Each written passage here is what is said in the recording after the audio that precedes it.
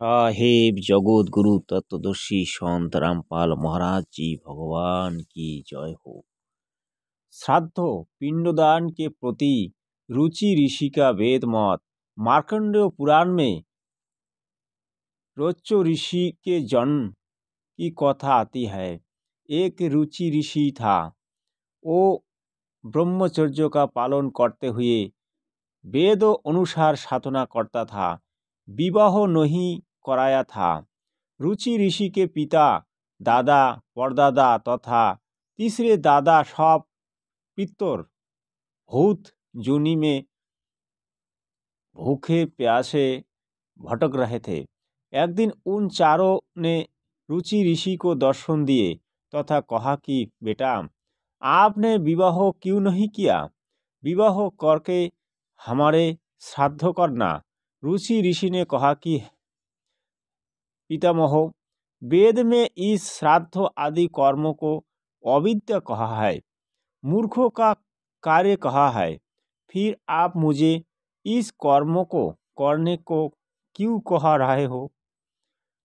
पितरों ने कहा कि ये बात सत्य है कि श्राद्ध आदि कर्मों को वेदों में अविद्या अर्थात मूर्खों का कार्य ही कहा है।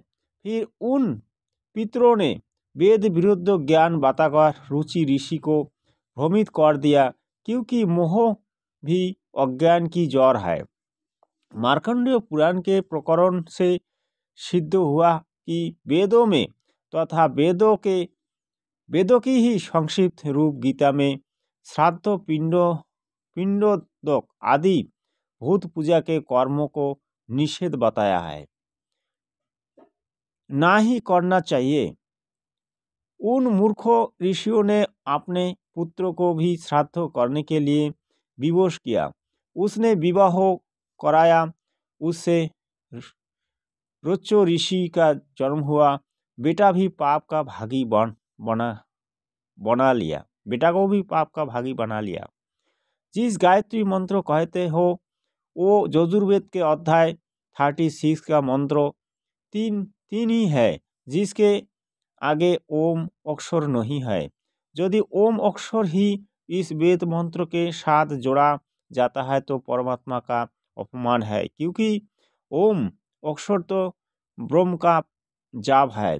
यजुर्वेद अध्याय 36 मंत्र 3 में परम अक्षर ब्रह्म की महिमा है।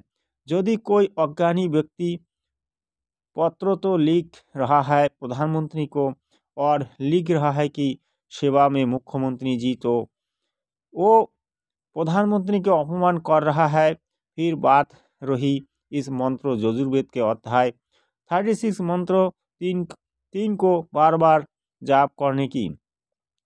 यही किया मोक्षदायक नहीं है। मंत्र का भूल पाठ इस प्रकार है।